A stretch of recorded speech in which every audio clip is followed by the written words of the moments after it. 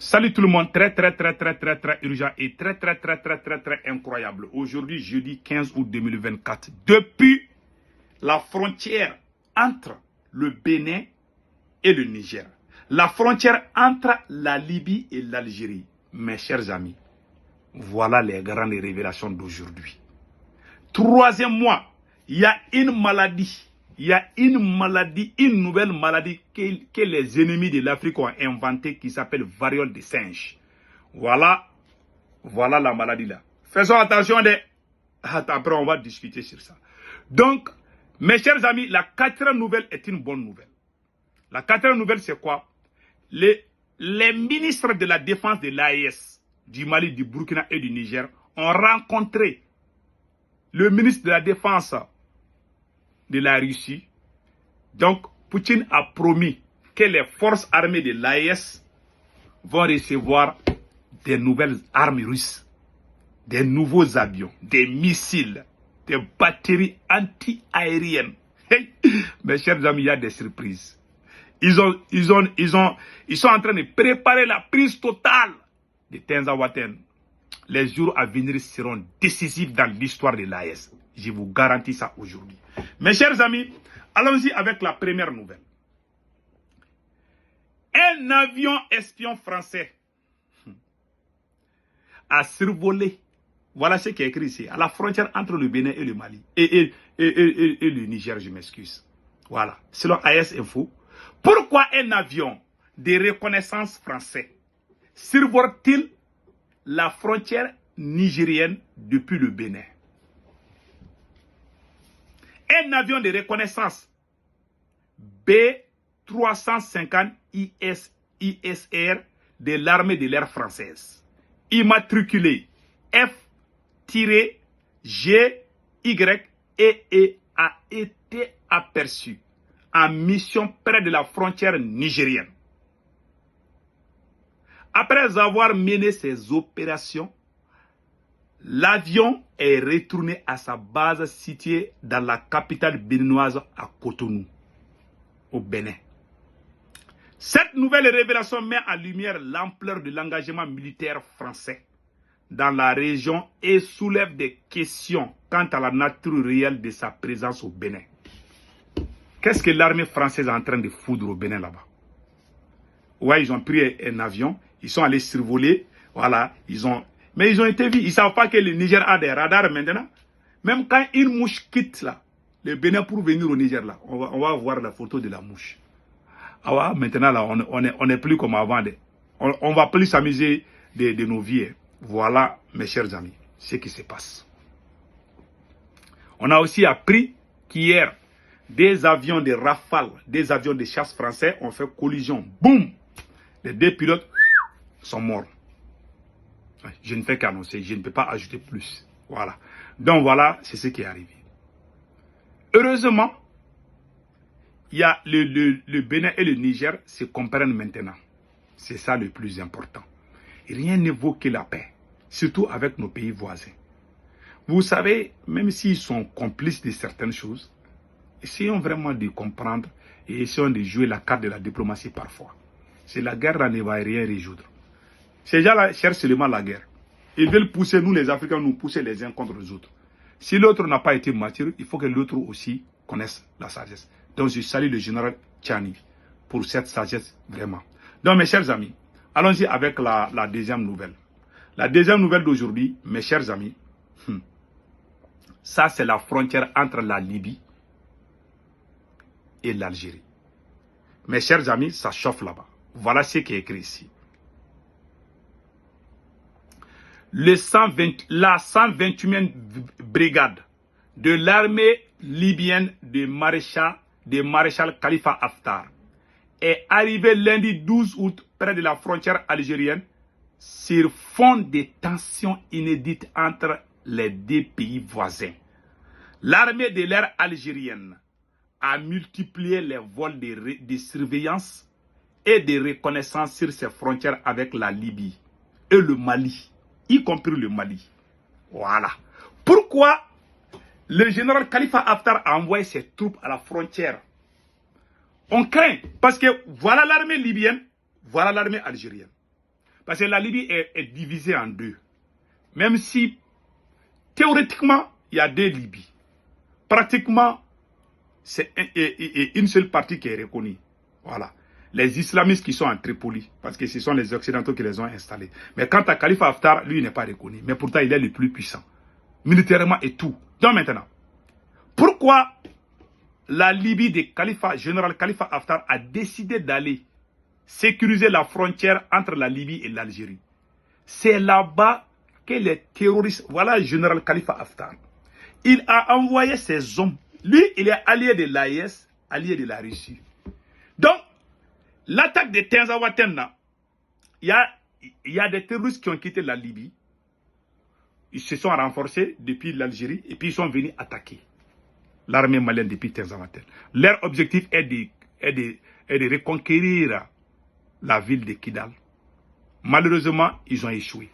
Donc, qu'est-ce qui s'est passé? Général Khalifa Haftar sait que la Libye, du côté islamique de Tripoli, a des bons rapports avec l'Algérie. Et c'est la Libye de Tripoli, là, des islamistes, c'est ce côté qui est en frontière avec l'Algérie. Donc lui, il veut couper ses côtés. Il veut couper le robinet des terroristes. L'Algérie n'est pas contente. L'Algérie a envoyé son armée là-bas. Yeah. L'armée algérienne est en alerte à la frontière entre l'Algérie et la Libye, à la frontière entre l'Algérie et le Mali. C'est ce qui se passe aujourd'hui. Donc, prions le bon Dieu que les choses se passent bien. L'Algérie aujourd'hui est devenue un problème pour le Sahel. S'il y a un pays qui doit adhérer à l'AIS, qui doit aimer même l'AIS, qui doit soutenir l'AIS, ça doit être l'Algérie. Comment se peut-il que l'Algérie héberge Iyad Agali et Iyad Agali tue les Maliens, Iyad Agali tue les Burkinabés, Iyad Agali tue les Nigériens? Mais tout le monde sait qu'il est en Algérie. Hébergé, nourri, équipé, armé par l'Algérie. Ça ne vient pas de moi. Hein.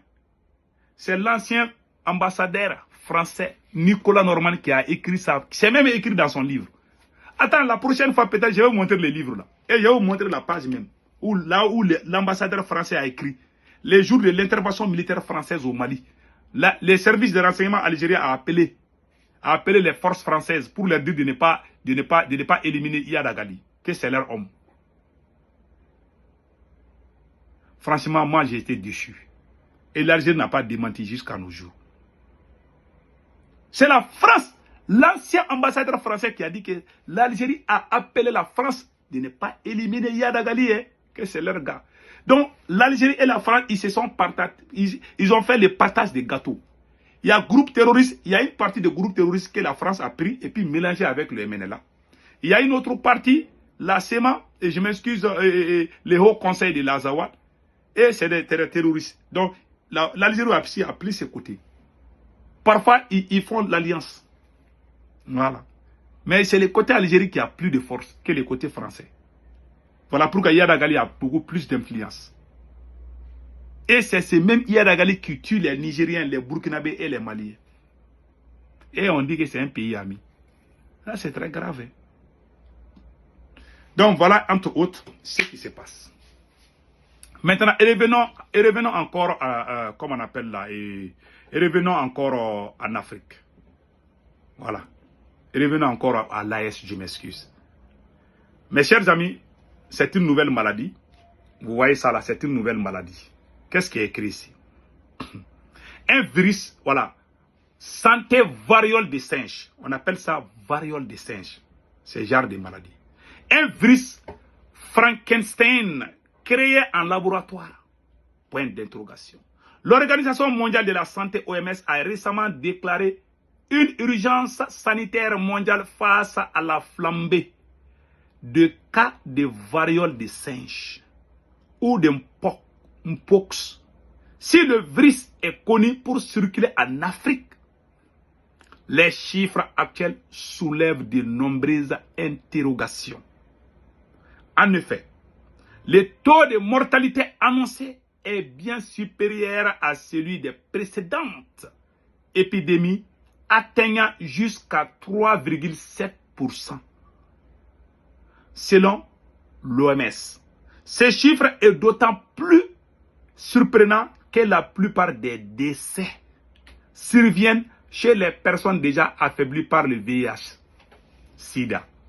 De plus, la nature des lésions observées laisse penser à une nouvelle souche de virus, potentiellement issue des manipulations en laboratoire. Les experts s'inquiètent également des conséquences de la vaccination massive. Faisons beaucoup attention sur les vaccinations là. Certains craignent que les vaccins ne favorisent l'émergence de nouvelles variantes.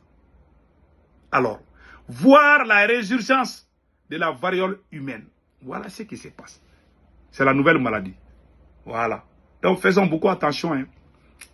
Voilà leur stratégie. Ils vont nous envoyer des maladies pour qu'on souffre, pour qu'on meure.